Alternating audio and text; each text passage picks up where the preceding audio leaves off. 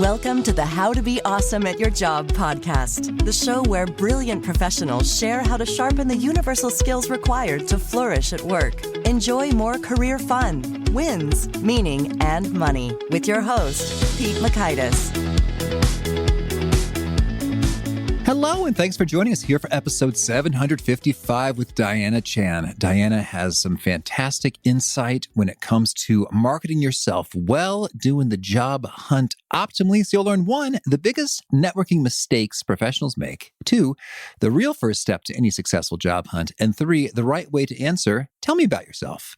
So if you want to check out the show notes or the transcript or the links to items that we mentioned here, please pay us a visit at awesomeatyourjob.com/EP755. And if you're hanging out at awesomeatyourjob.com, I recommend you check out some goodies like our full text transcripts across every episode, which are totally searchable, which is cool, as well as the Gold Nugget email list, which summarizes the actionable tidbits that Diana and others share in a quick email you can read, as well as unlocking the vault of all of those summaries. There's 755 of them now. Whoa. All right, now here's Diana's story. Diana YK Chan is a former recruiter turned executive career coach, speaker, and trainer at My Marketability. Her mission is to empower you to own your greatness with confidence to shine and thrive in your career. She's recognized as LinkedIn's top voice in 2022 for job search and careers, where she's known for differentiating your personal brand, building strong relationships, and communicating with confidence.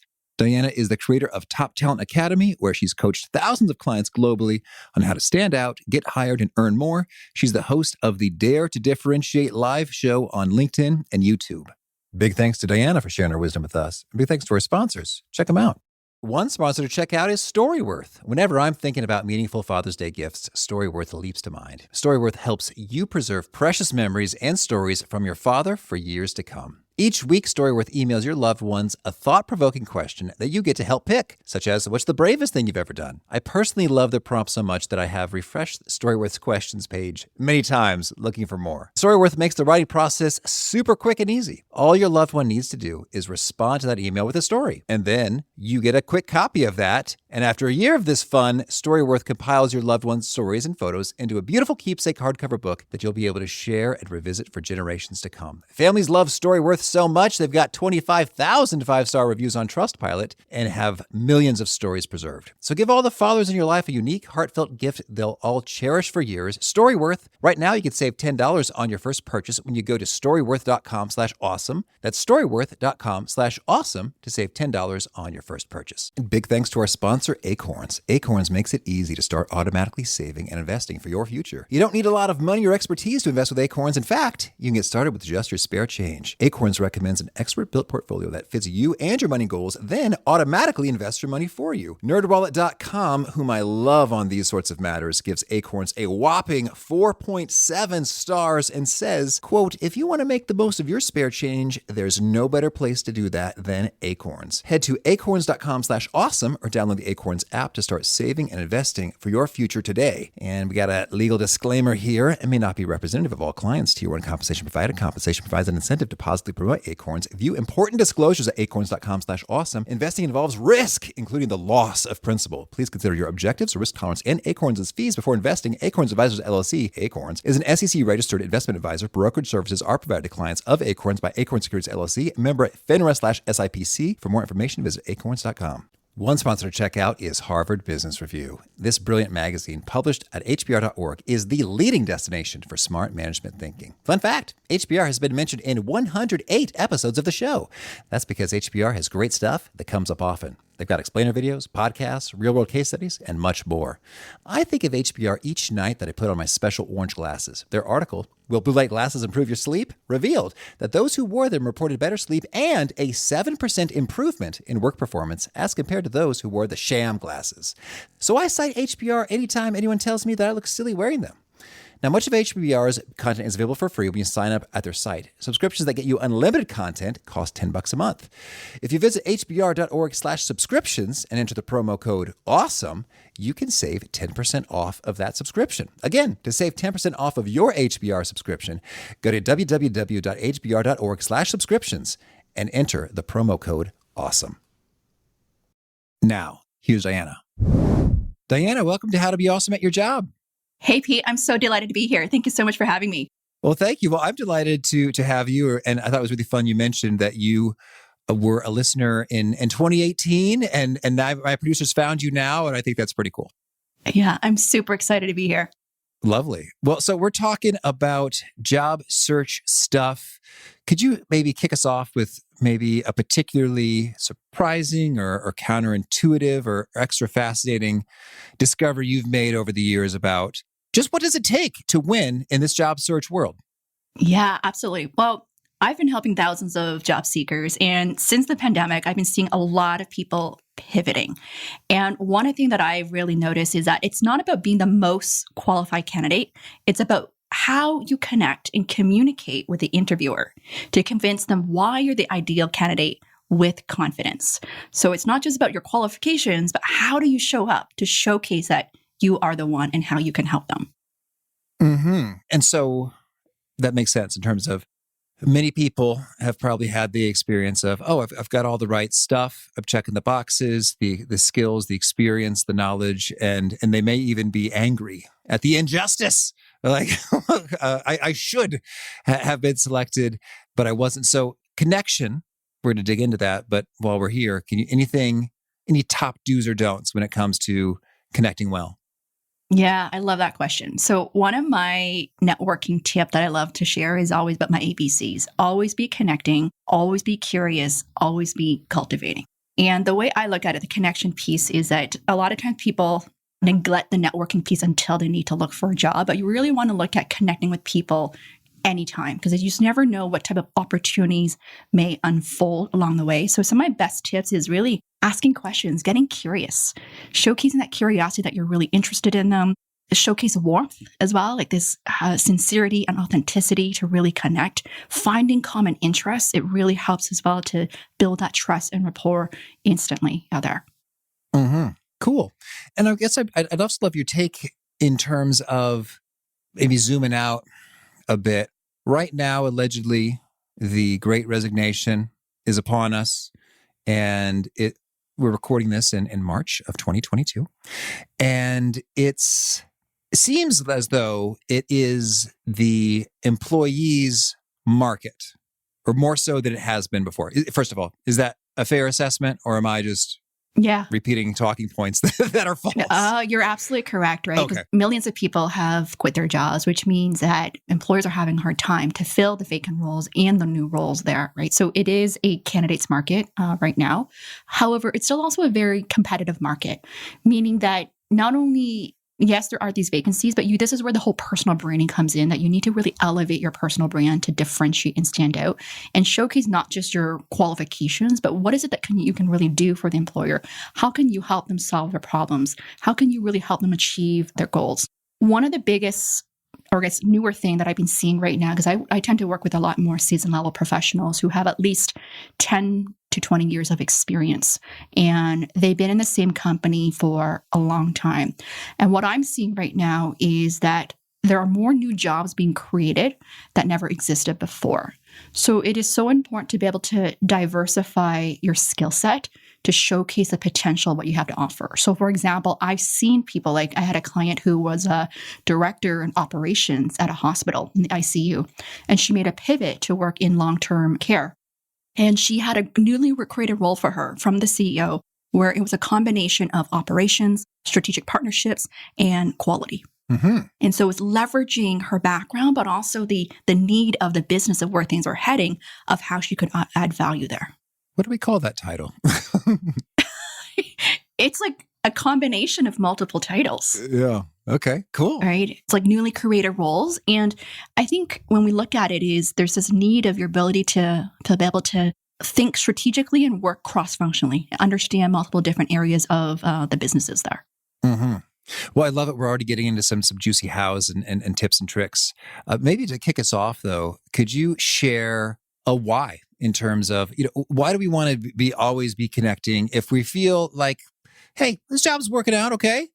Could you give us a story or some research, some inspiration that can get us in the mode of indeed always be connecting and branding and doing the stuff? Yeah, absolutely.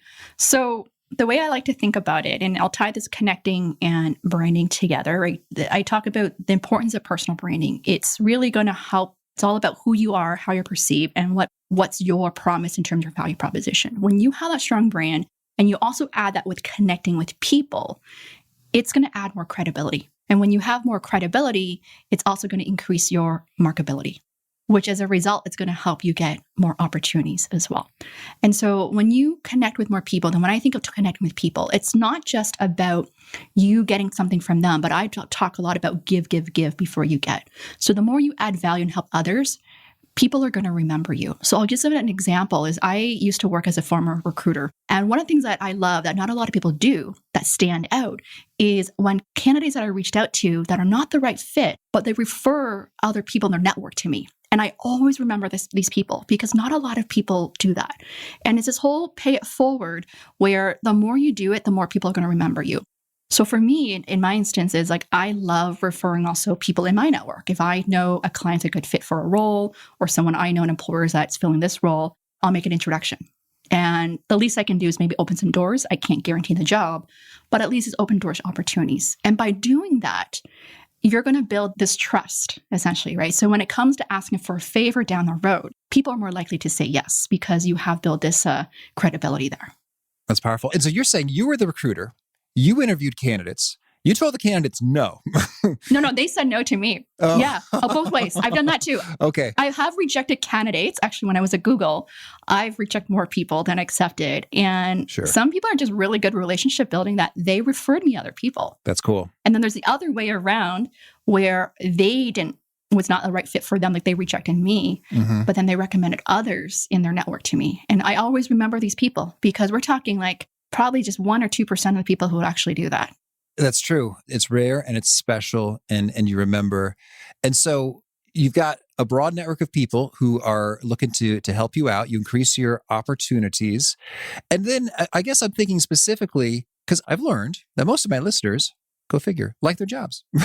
And I'm not trying to say, quit your job. But I think that it can be quite possible to get comfortable, which is not always a bad thing. Sometimes you just really want to be in that groove. And yet I think that it's in our interests to be connecting and to have an eye open. And I'm curious, like I heard some stat, and maybe you'll know it better than I, like that most of us, I mean, it might have been from Ramit Sethi. It's like most of us are being underpaid by, I don't know, 10% or some amount. Yeah. And I don't know. First of all, do you think that's true? Or like just how much opportunity do you think we leave on the table by not keeping our eyes open? I think you leave a lot. And this goes back to if we don't manage our brand or manage our network, you're not being known, you're not being seen. So the marketability and visibility and credibility is lacking there, right? So people may forget about you if you don't have that, right? So you mentioned, like, I mean, your listeners here, like they love their job. And one of the common things I see, because I work with a lot of people who've either been in the same company, let's say a decade or 20 years. And they faced a restructuring or they got a package and they need to start fresh. And a lot of times they don't know where to start. And the common thing I hear is that they have not worked on building their external network. Yeah. Which is understandable because they've put all their time and effort in their internal company here. But one thing I talk about is you don't want to wait till the time when you need to look for a job to start networking. You can start even networking with people either internally or people right, who've made a jump externally to stay in touch with them. Because if you have this relationship and they're hiring down the road, they are going to keep you in mind. Right. Yeah. And as you move up in the company, let's just imagine you get to this VP level or SVP level, there's going to be less and less of those openings. And oftentimes, and I see this a lot with my clients, is that a lot of times they find opportunities or uncover new opportunities a lot faster because of networking or they are referred by other people. Studies show that you're 5 times more likely to get hired through a referral. And when you have these relationships, doors just open. I have seen where clients, a difference between an executive level client where they have a strong external network that normally takes at least 6 months, maybe to a year to find a VP level and above, to someone landing in a couple months, 2 to 3 months, because they were able to tap into their network there. Yeah, I find that's a really compelling argument right there in terms of, it seems obvious, but I guess I haven't really thought about it until you really said it just now, that if I just imagine an organizational chart I got an org chart and the boxes and the cascading down. Like there are far more individual contributor roles than there are manager roles. And there are far more manager roles than there are director roles. And there are far more director roles than there are VP roles. And there are far more VP roles than there are C-suite roles. And far more C-suite roles than there are CEO roles. Yeah. So that's just the basics of spans and layers and mathematics and how that works out. And thusly, if you are on a cool trajectory, you're learning, you're growing, you're being promoted. Indeed, there will come a day in which it's like, oh, shoot, there's not very many spots left. So there are not many opportunities left. It's like, I don't know, it's like someone needs to die or retire, and that might be years before that happens, kind of a situation. And so if you are ahead of the game with your networks and your people, your connections, then you'll have a much easier time making the leap into the upper echelons when there aren't as many spots available for you. Yeah. That makes good sense. Thank you. Yeah. And I think that there's going to be a time where people hit either a plateau in their career, right? Where they either feel like they hit their ceiling, or there aren't really that many opportunities, or things are just not as challenging anymore. And they may want to consider something new. One thing I can say to your listeners is, from my experience, is that if you are either looking to make that bigger leap of either greater responsibilities or greater income, let's just talk about the tangible result here, the greater income. I know from experience, you're more likely to get a 5 to 6 figure jump of salary by making an external jump than internally. A 5 to 6 what? 5 to 6 figures more than before by making an external jump than an internal promotion. More. So we were thinking, okay, hey, I'm a manager Yep. I'll just say a cola company. And maybe I could be promoted to a director of a cola company. You're saying that if I were to go become a director at the competitive cola company, I would expect to get not just an increase in compensation, which I should get because I'm being promoted anyway, but rather $10,000 to $100,000 extra on top of bigger bump just because I went external. Yes. That's huge. Okay. Because it is huge. Like internally, when you think about it, the typical pay raise is between 3%, 5%, maybe 7%. Like an annual, like I'm sticking around doing the same thing. An annual increase. That's like the typical type of there. But if you, like, I'll give you an example. I had a client, even not at a senior manager level, senior manager client in product management at a telecommunications company. He made a jump to fintech, financial technology company, and it was like a growing startup. His salary increased by 40% and received a 5-figure signing bonus. Okay. At the similar level, senior manager level. Alrighty. Okay. There you go. And so if you can imagine for those who are making the next level jump, even the title jump, what the possibility. Now, I can't say this is a guarantee, but right now, because it's a candidate's market, and if you are really good at what you do, you have a great reputation, you have a great track record of success, you have really great skill set that's in demand right now, you hire negotiation power. I'll give you another great example, like literally just happened to my other client, a more junior level client, a senior business system analyst. So a more technical role in a Salesforce type of role there. The employer offered a number, but he also had another offer elsewhere that was paying more. And so he went back to negotiate and say like, hey, like they're offering like 100K and you're offering me like 75K. What can you do? That's like $25K difference, right? Yeah. Within a couple hours, this employer got back to them with $25,000 more plus another 10K signing bonus. Okay. That'll do it. Cool. Well, that's exciting. The opportunities. Thank you. So I think we built a nice, strong why there with regard to whether it's in the future by years, you just get ahead of it, or you may be surprised to learn that there's a big opportunity that's you're just not even aware of available to you right now. By doing this stuff, you increase the odds of you being able to seize that and benefit. So let's talk about some of the goods here when it comes to connecting. Can you share with us a few of your best and worst practices when it comes to growing a large and meaningful professional network? Yeah. So one thing with networking is first we ought to really focus on give before we get. So I think that's the first thing in terms of building your network is think about how can I add value to other people? And this is where you can really think about like, what expertise do I have? What am I passionate about? Who do I like to support there, right? You want to think of from that perspective. And then from there, if we're thinking of well, what type of network I want to build? This is where you want to map out the qualities or people that you want to learn from. And one of the tools I love using to build my network is LinkedIn. Mm-hmm. Right? LinkedIn is a fantastic tool to build your network, to stay in touch with people, and is also a great way for you to share your expertise, to build your credibility and authority as well. So over time, the more you start essentially giving back or helping each other out, your network is just going to increase. So for example, like I'm connected to hundreds of recruiters on my LinkedIn. And, it's because I started off as also working as a recruiter. And over time, you just meet other recruiters as well to learn about best practices, right? A great way to meet other people is find other people who are doing similar work as you, but in a different industry to share best practices. That is a great strategy. I have some of my very senior level clients where they spend a lot of time at the same company. And the way they approach networking is think of how they can share best practices to help each other out. There. Mm-hmm. Right. So that's another great way of building a network. That's super. Okay. And so when it comes to sharing, you can share with people that you already know in terms of give. And so that boy, Diana is so swell. She's always has all kinds of insightful, great things that I'm so glad to know about. So you can do give. And then when it comes to meeting them, new people, how do you recommend we do that? Yeah, I love this.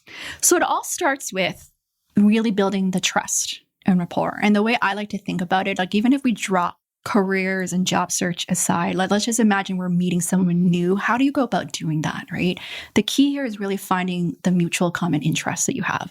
I'll give you a very simple example. Like this was a couple of years ago when I went on a cruise. This was pre-pandemic when, you meet a lot of strangers on the cruise. Mm-hmm. And I met this family where my kids was playing with their child.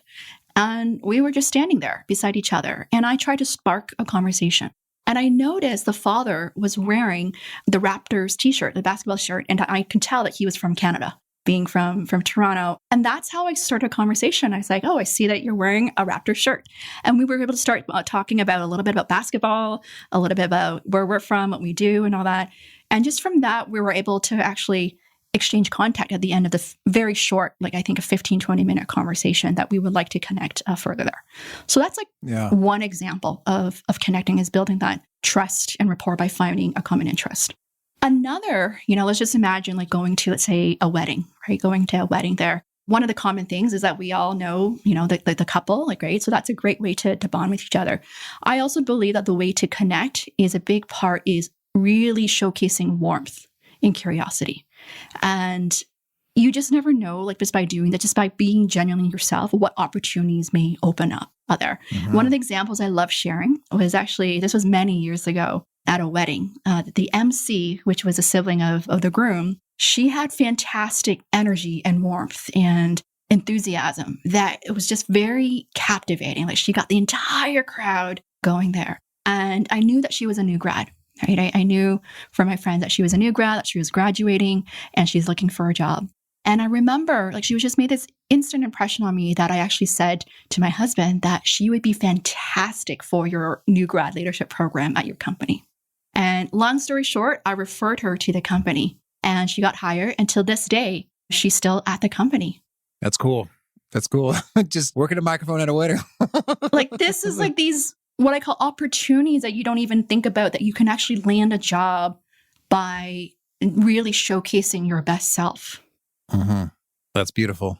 Okay, cool. So that's some of the connecting piece. Can you dig a bit more into some of our personal brand, professional story, unique value proposition, kinds of self-knowledge and representation pieces? How do we, get that clarity first of all, and how do you recommend we write it up, or what do we do with that? Yeah, that's a big question there. What I'm going to break it down is I'm going to break it down from the clarity piece, and then I'll move into the branding piece. So that's part of a lot of work I do is really helping people get clear of who they are, what they want, what's important to you. When you have clarity you have more courage and confidence to pursue whatever you want. And you come across as a much more compelling communicator. So the first step is really knowing, like, what are my core strengths? What are my interests? What are my core values? When you even get clear on the strengths, interests, and values, it becomes your guiding compass of what kind of opportunities that you want to pursue. And it becomes like your selection criteria as well in evaluating opportunities. So the first step is always soul searching before job searching. I find the common mistake people make is that they jump right into job searching, updating their resume and LinkedIn profile before even getting clear on what their target is. And I have found that when you're not clear on what you're targeting, your messages, your brand, the way you communicate, it's not compelling or convincing enough. So that's really the first step. It really pays off by doing that soul searching work. Mm-hmm. And I have found by doing that, for those who want to, say, make a pivot into a different industry, a different profession, it's really going to help them with updating or fine-tuning the next stage, which is the personal branding, right? I'm really passionate about personal branding because my belief is that when you elevate your personal brand, you essentially increase your marketability, which is ability to attract more opportunities, and your ability to increase your earning potential, right? So the greater your brand, the greater your market value, which is AKA your earning potential there. And so this whole personal branding piece is really what I love to do as a coach, is essentially identifying what differentiates you. What differentiates you? What are your unique selling points? So I have my 5 Ps that I guide my clients through when it comes to defining their personal brand. And so the first, and I'll walk your audience through here, the 5 Ps here. The first is the product, which is seeing yourself as a product. So you want to think about your features. What are your strengths? What are your skills? What's your personality, your expertise, your interest, all those things that you want to identify, like really just getting clarity on that. If you're not clear what your strengths are, you can take a test called the Gallup Assessment, which is a strengths finder, in identifying your top 5 strengths. Okay? The second P is the potential, which is really your performance and results. So this is what I call the track record of success. This is like the proof points, right? Employers love to see your track record of success there. So really mapping out all these accomplishments of yours and all these, your performance reviews and results, is really going to help you tell a compelling story. And then the third P is the perception, which is how others see you, right? This is your reputation. And what you can do is that if you're not sure, is to send out a survey to your friends, your colleagues, your boss, send it out to at least 25 to 30 people. Ask them questions like, what words would they use to describe you? What are your core strengths? What value do you bring? How to describe your leadership style or communication style. And I find that when my clients do this exercise, it's always very eye-opening because it helps them see like, oh, this is how I'm perceived. And these are the things that I want to amplify, right? If that's really true to you. So an example, like one of the core words people always tell me is that I'm always very high energy, very passionate about what I do. So the way I show up, I want to reflect that as well. Okay? And then the fourth one is positioning. So this is around the messaging, which is really helping you craft out your unique value proposition. This is where you want to think of essentially like your personal branding statement, your top 3 unique selling points. I believe in selling yourself in 3 points because that's how you become more memorable. This is where you can come up with the benefits of hiring you. Like, what are the benefits there? So really thinking it from the employer standpoint. And then lastly is the last P, which is packaging. So this is the whole how you present yourself, how you want to show up online, on camera, the whole in terms of your brand style, your tone of voice, all those things tied to the packaging piece. So when you walk through these 5 steps of the 5 Ps of personal branding, it's really going to help you then elevate all your other marketing materials. Like you think of the resume, the LinkedIn profile, your elevator pitch, everything's going to tie back to your personal brand. Well, that's fun. It's fun. It's funny when you said the P's. It's like, oh, product, place, price, promotion. Then we start with products, like, really? So then, okay, I got you now. So packaging, that's interesting. So that could very much be the things like what you're wearing. Yep. Your brand color. Resume. Yeah. Design. Yes. Yep. So what I like about your framework is 1, it's alliterative, so you can remember it. So thank you. 5 Ps. And 2, it's like resume formatting and clothing stuff is not the end all be all, but it matters. It is one of the five. And so I like that because as you said, it's tempting to go right for the, let's jump right to the job hunting. And you said we want to do soul searching before job searching, right? Yes. Nice turn of a phrase. Yeah. Thank you. So that's excellent. Well, so now I'm curious with regard to packaging. I think there's some easy things with regard to don't have crazy fonts in your resume. Look professional. Don't have your LinkedIn photo be shirtless or bikini unless you're a model. That's what you're trying to represent specifically. Like, Yeah. look how I'm beautiful. You should hire me to promote your products. So, but I guess what I'm thinking most about is positioning with the personal branding statement, the 3 steps, the benefits. Please, let's dig deep into this. Sure. It takes time. A lot of this is an exercise where it takes a lot of time for people to do. Maybe we can go into the branding statement because that's usually the arc of Sure. the rest of the things, the benefit statements there. Mm-hmm. Let's do it. Yeah. Okay.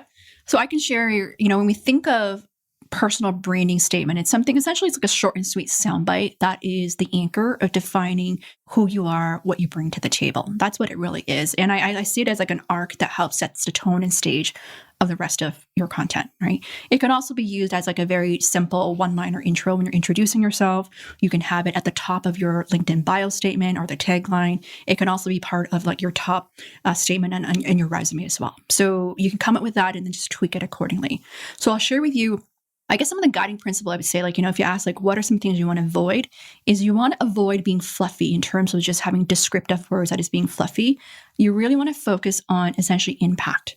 What is the value that you really bring to the table? So I'll give you an example for myself that what I've created is I'll say something like, I'm a personal branding marketer for corporate leaders and executives in career transition. Mm-hmm. I'm known for identifying your unique value, mastering your messages, and communicating with confidence to stand out, get hired, and earn more. So you see what I created here is you have the title, right?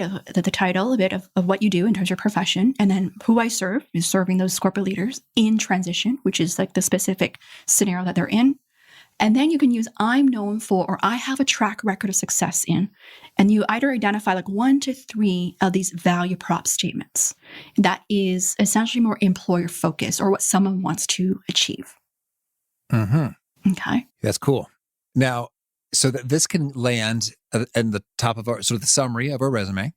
It can land as the top, let's see, I guess we have a character limit in the LinkedIn tagline? Yes. Tagline. So that could be the personal branding marketing bit. Yeah. What you can do to shorten, here's how I can help you here. If you think of LinkedIn, yes, the tagline, they're shortened. So what I can say is, I help you stand out, get hired, and earn more. Okay. So that's there. But then in your description, you can go into the whole bit. Exactly. Mm-hmm. Right? So you can shorten it in the tagline that way. Okay. Well, so that was great. I'm thinking more. Could you give us some more great examples and then maybe some disappointing examples and tell us what's a little bit off here? I'll give another one. I don't know if I have a poor example one right now. I have another one. Is a marketing person as well. I'm a analytical marketing leader with a proven track record of managing successful marketing campaigns and deriving insights from data to drive business growth. Mm-hmm. Yes. So in this example, we describe this person as an analytical marketing leader. Okay. In some instances, they like to have people who are analytical in type of roles. Right. In this case, we talked about managing successful marketing campaigns and deriving insights from data to drive business growth. So we know that someone is like a data-driven marketer, essentially, in simple terms, a data-driven marketer. All right. So that was fun when it comes to recruiting, when it comes to, or marketing or coaching. How about something in project management? That's a great question.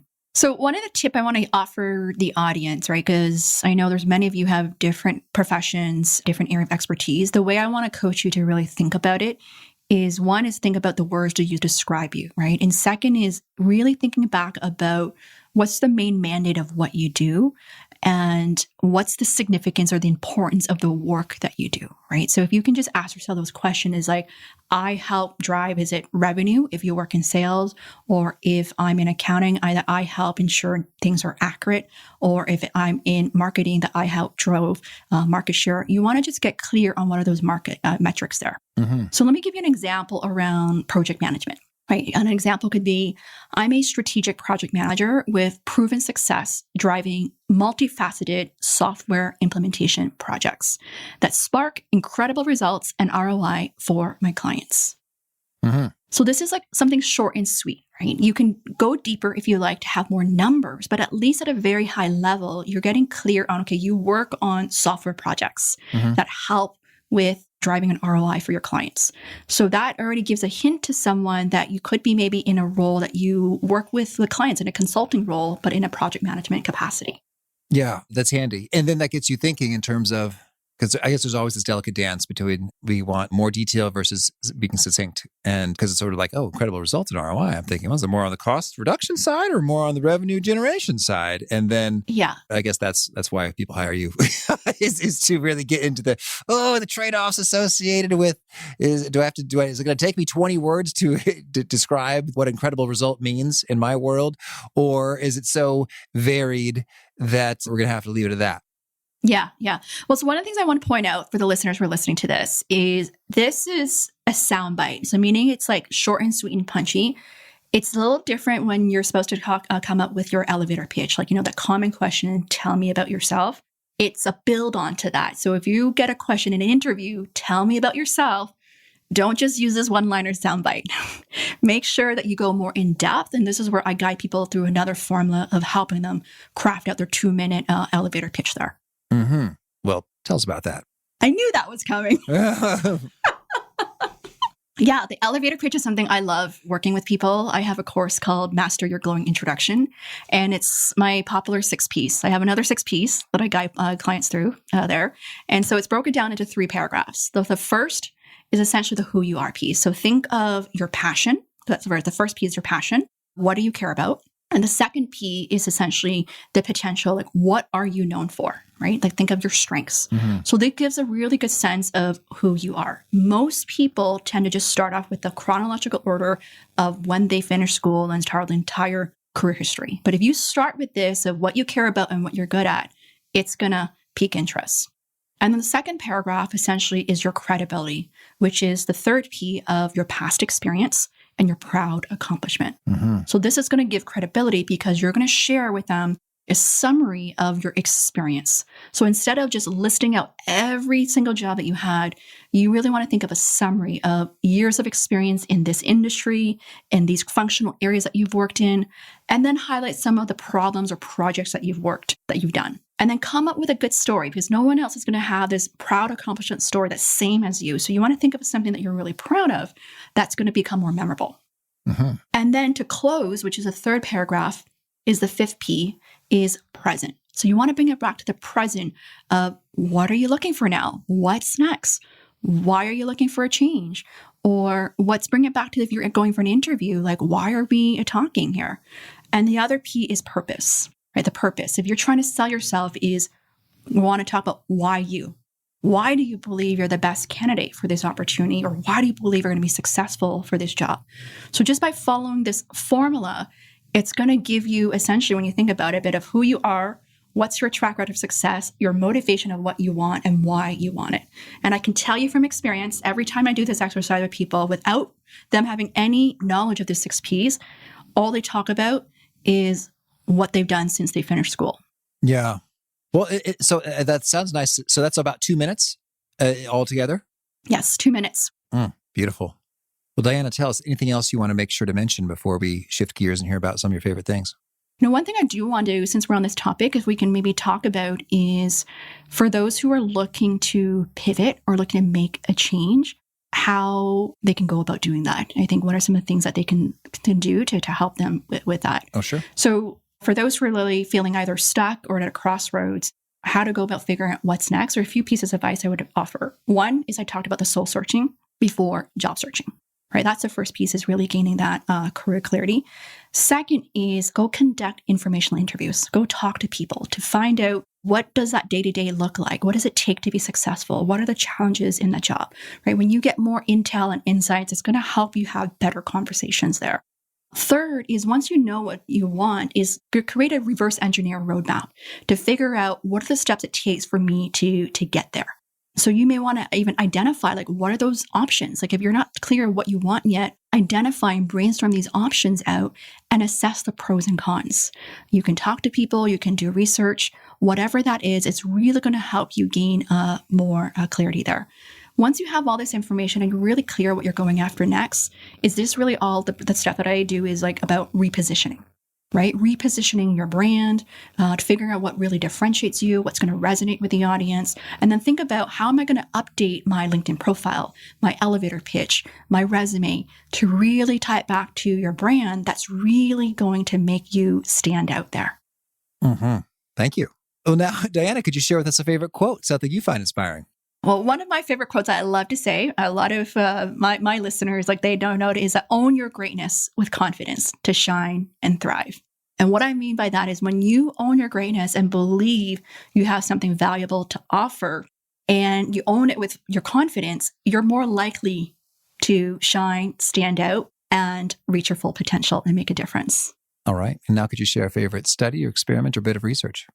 Yeah. So Vanessa Van Edwards, her book and Cues, their research that was really fascinating was around how they studied 495 pitches on Shark Tank.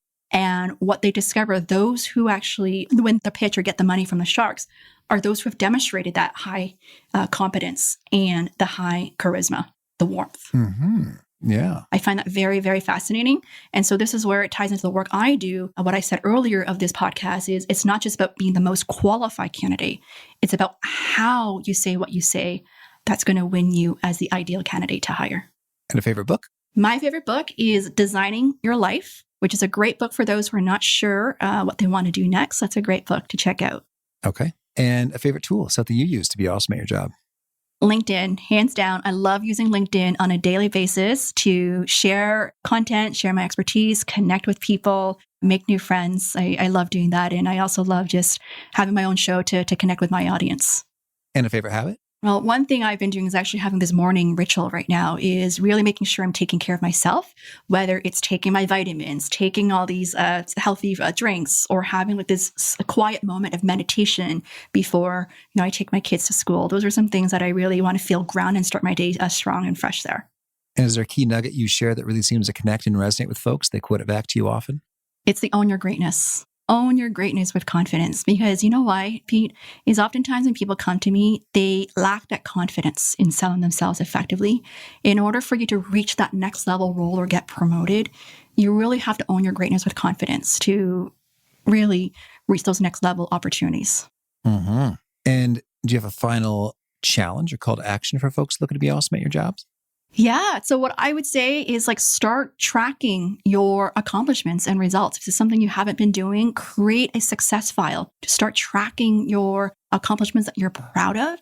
And then I would encourage, for those who are not active yet on LinkedIn or have a bare bones profile on LinkedIn, I encourage you to create an awesome LinkedIn profile and to connect with me as well. That's how you're going to start building your network and attract more great opportunities there. Okay, so on LinkedIn, they just type Diana Chan, Chan, and there you are? They type in Diana YK Chan, because there's a tons of Diana Chans. If you type Diana YK Chan, you'll certainly find me there. Perfect. Well, Diana, this has been a treat. I wish you all the best and keep up the great work. Thank you so much, Pete. I really loved Diana's take about soul searching before job searching. And one, it's just extremely practical in terms of making sure you arrive at a destination that you want to. But also, I think even more broadly, when it comes to pursuing any objective, it can be tempting to just sort of knee-jerk reaction, go do the most conspicuous thing. I'm thinking also like house hunting. You think of HGTV, oh, we got to look at all these places. But likewise, I think soul searching there too is helpful so you don't end up somewhere that you don't want to be. It's like, oh, oops, actually, this is not supporting my major goals. Should have done that soul searching first, separately, prior to looking at spaces or opportunities. Again, the show notes, the transcript, the links to items we've referenced are awesomeatyourjob.com/EP755. Hope to catch you next time, and peace. Thanks for listening. To get the most out of the show, we recommend 2 key things. First, check out the extra resources at awesomeatyourjob.com. You can find this episode's transcript and links, as well as the perfect episode for your situation. You can search the full text transcripts of hundreds of episodes or explore episodes tagged by topic and competency covered. Second, subscribe to the podcast and get future episodes automatically. You can subscribe by telling Siri and several other smartphones and speakers, subscribe to the How to Be Awesome at Your Job podcast, or by tapping subscribe in your podcast player of choice. If you'd like some extra help figuring out podcasts and how subscriptions work, visit awesomeatyourjob.com/subscribe for guidance. Hope to catch you on the next episode of How to Be Awesome at Your Job.